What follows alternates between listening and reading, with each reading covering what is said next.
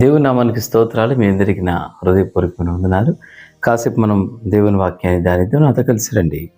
పేతురు రాసిన మొదటి పత్రిక 4వ అధ్యాయము 7వ వచనాన్ని మనం గమనిస్తే, అయితే అన్నిటి అంతము సమీపమై ఉన్నది కాగా మీరు స్వస్థ బుద్ధి గలవారై ప్రార్థనలు చేయుటకు మెలకువగా ఉండుడి.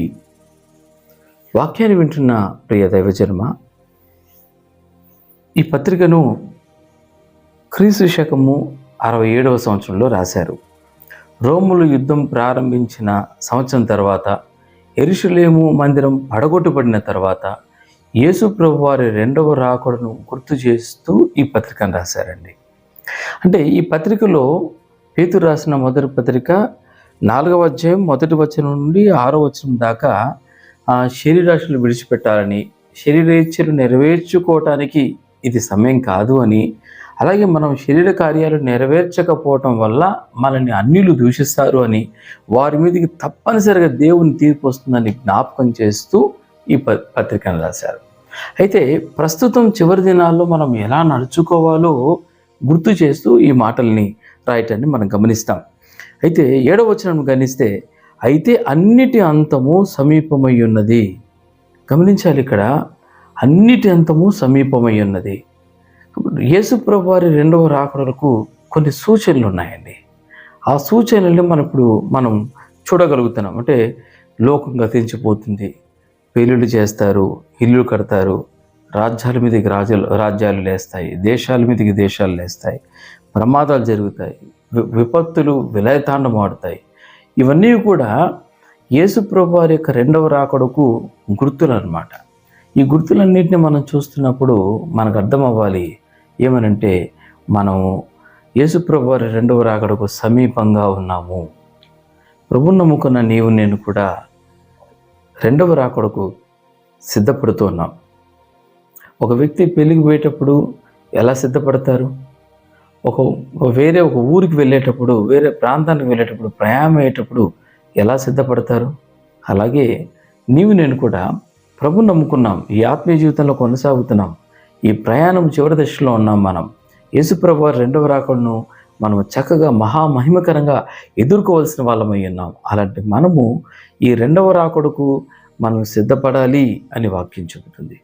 గమనిస్తే 7వ వచనాన్ని, అయితే అన్నిటి అంతము సమీపమై ఉన్నది కాగా మీరు స్వస్థ బుద్ధి గలవారై ప్రార్థనలు చేయుటకు మెలకువగా ఉండండి. మొదటి విషయం ఏమిటంటే, ఎలా మనం సిద్ధపడాలి అని అంటే, మెలకువగా ప్రార్థన చేయటం ద్వారా. నిజమేనండి, ఈ రోజున ప్రార్థన చేయటం, మనం సహజంగా ప్రార్థన చేయటం అనేది క్రైస్తవులకు అలవాటైన పదమే.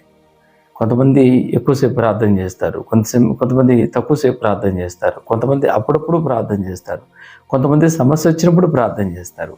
అయితే వాక్యం చెబుతుంది, రెండవ రాకడకు మనం సమీపంగా ఉన్నాం కాబట్టి నీవు నేను మనం ఈ చివరి దినాల్లో ఎలా జీవించాలి అని అంటే, మెలకువ కలిగి ప్రార్థించడం అలవాటు చేసుకోవాలి.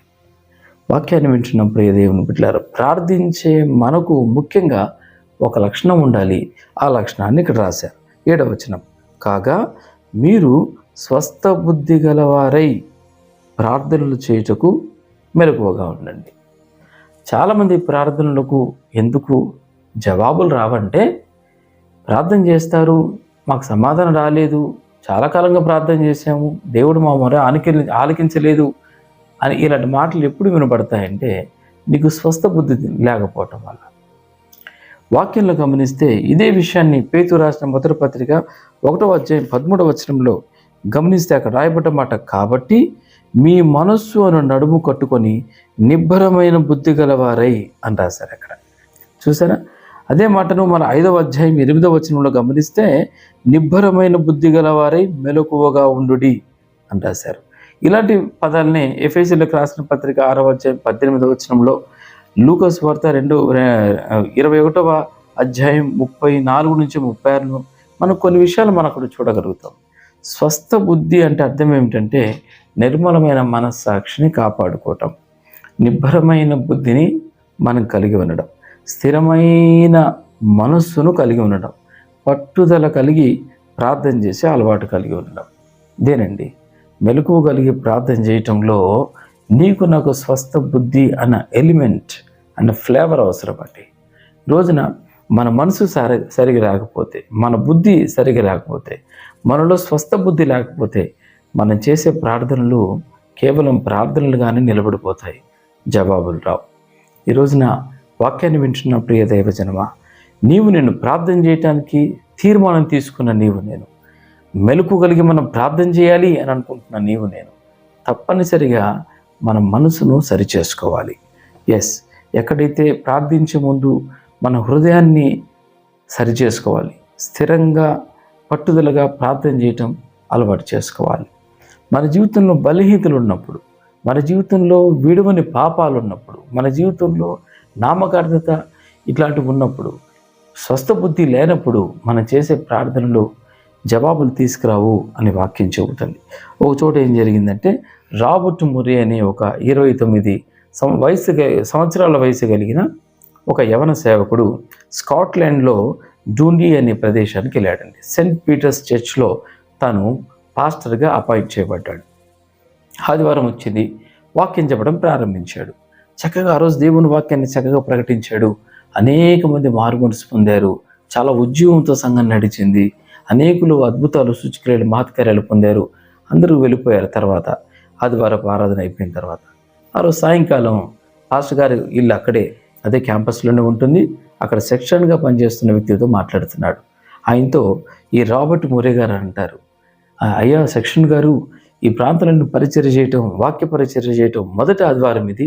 ఈ మొదటి ప్రసంగంలోనే, మొదటి ఆదివారపు ఆరాధనలోనే నిజంగా ప్రభువు ఎంతోమందిని తాకారు, ఎంతోమందిని దర్శించారు, ఎంతోమంది జీవితాలు బాగు చేయబడ్డాయి, ఎంతోమంది మారుమనసు పొందారు, గొప్ప ఉద్యమం మన సంఘంలో కలిగింది కదా, నిజంగా దేవుడు నన్ను చాలా చక్కగా వాడుకున్నారు అని చక్కగా మాట్లాడడం ప్రారంభించారు. సెక్షన్ గారు ఇవన్నీ విషయాల్ని చాలా సావధానంగా విని తాను చెప్పడం ప్రారంభించారు. అయ్యా, మీరు యవనస్తులు, దేవుడు చిన్న వయసులో మిమ్మల్ని పిలిచారు, చక్కగా నమ్మకంగా ప్రభు మిమ్మల్ని వాడుకుంటున్నారు, నమ్మకమైన పరిచయం మీరు చేస్తున్నారు, చాలా సంతోషం. అయితే ఈ ప్రాంతంలో ఇన్ని గొప్ప కార్యాలు జరగడానికి కలిగిన కారణం ఏమిటంటే, మీరు నిల్చున్నారే ఫుల్పిట్, ఆ ప్రాంతంలో మీకు ముందుగా పనిచేసిన ఐజాక్ అనక వృద్ధ పాస్టర్ గారు ఉండేవారు. చాలా వయోభారం ఉండేది. చాలా నమ్మకంగా పరిచర్య చేశారు. అనేక సంవత్సరాలు ఈ ప్రాంతంలో పరిచర్య చేశారు, సువార్త ప్రకటించారు. చాలామంది మారుమనసు పొందలేదు. ఆ ప్రాంతంలో, ఆ టైంలో ఈ ప్రాంతంలో చాలా మూర్ఖంగా మొండిగా ఉండేవాళ్ళు ప్రజలు. అయితే అయ్యా, ఆ వృద్ధాప్యంలో ఉన్నటువంటి ఆ దైవజనులు ప్రతిదినం, ప్రతి రాత్రంతా మీరు నిల్చున్నారే ఫుల్పిట్, అదే ప్రాంతంలో నిలువు మోకరించి కన్నీళ్లు గడుస్తూ ప్రార్థన చేసేవాడు. ఎస్, ఆయన వెళ్ళిపోయిన తర్వాత మీరు వచ్చారండి, అదే ప్రాంతంలో మీరు నిలబడి దేవుని వాక్యాన్ని ప్రకటిస్తున్నారు. ఎస్, ఆయన ప్రార్థన ఫలం, కన్నీటి ప్రార్థన ఫలం, మెలకువ కలిగి ప్రార్థన చేసే ప్రార్థన ఫలం, మీరు ఆ ప్రాంతంలో నిలబడి బోధిస్తున్నప్పుడు దేవుడు గొప్ప కార్యాలు జరిగించడానికి ఆధారమైంది. వాక్యాన్ని వింటున్న ప్రియ దైవజన్మ, ఒకసారి ఆలోచన చేద్దాం. మెలకువ కలిగి ప్రార్థన చేయటంలో ఉన్నటువంటి ఆశీర్వాదం అండి ఇది. అసాధ్యమైన కార్యాలని సుసాధ్యంగా చేస్తుంది, లేని వాటిని ఉన్నతిగా పిలుస్తుంది, మహత్కార్యాలని జరిగిస్తుంది. ఈరోజు ఆలోచన చేద్దాం. చివరి దినాలు సిద్ధపడుతున్న నీవు నేను మెలకువ కలిగి ప్రార్థన చేయటానికి అలవాటు చేసుకోవాలి. ఒక్కోసారి మనం ఆలోచన చేస్తుంటాం. మన ఇంటిని ఎప్పుడైనా క్లీన్ చేసేటప్పుడు మూలకు బూజు పట్టి ఉంటుంది. బూజు మరలా మనం ప్రతి స్టిక్ తీసుకుని ఆ బూజునంతా తీర్చేస్తాం. ఉదయాన్నే పూర్తి చేసిన తర్వాత మరలా నెక్స్ట్ ఉదయాన్నే చూడండి, మరలా కొత్తగా బూజు పట్టి ఉంటుంది. అరే, నిన్నే ఇక్కడ మనం బూజు తుడిచేసాము, మరలా బూజు ఎలా పట్టింది? ఆ రాత్రంతా సాలెపురుగు తన ఇంటిని మరలా అల్లేసింది అనమాట. ఎన్నిసార్లైనా మీరు ఆ బూజును తుడిచేయండి, సాలెపురుగు మరలా రాత్రంతా కష్టపడి మరలా తన గూటిని నిర్మించుకుంటుంది. చూసారా, ఒక సాలెపురుగుకి ఎంత పట్టుదల ఉంటే తన గూటిని నిర్మించుకోవాలని. ఈ రోజున ప్రభువుని నమ్ముకున్న నీకు నాకు ఎంత ప్రతిష్ట ఉండాలో ఒకసారి ఆలోచన చేయాలి. మెలకువ కలిగి ప్రార్థించటంలో ఉన్నటువంటి ఆశీర్వాదం చాలా గొప్పదండి. ఈ రోజున ప్రభువుని నమ్ముకొని ఆత్మీయ జీవితంలో నీవు నేను కొనసాగుతున్నాం. రాకడకు సమీపంలో ఉన్నాం.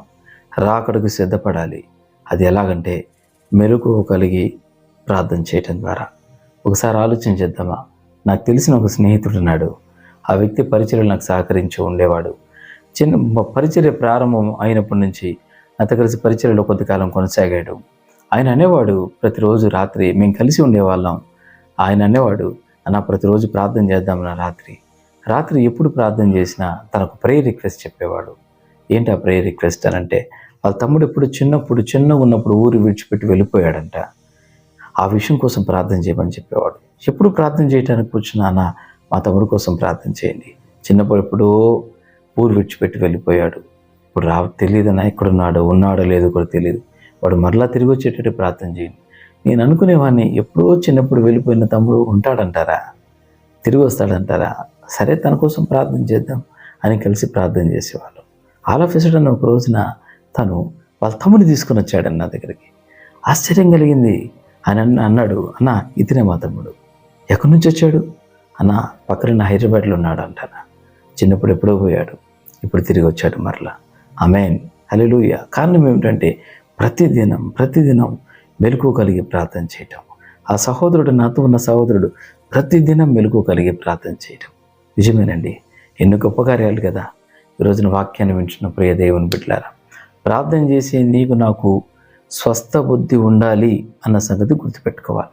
ప్రతిదినం ప్రార్థన చేయడానికి వెళ్ళిన ప్రతిసారి, మోకరించిన ప్రతిసారి మనం ప్రాణాత్మ దేహాన్ని దేవుని కొరకు సరిచూసుకుంటూ ఆయన ప్రశస్తమైన రక్తంతో కడుక్కొని ఒప్పుకొని విడిచిపెట్టి మరలా ఆ పొరపాట్ల జోలికి వెళ్లకుండా నిర్మలమైన మనస్సాక్షిని మనం కాపాడుకోవాలి.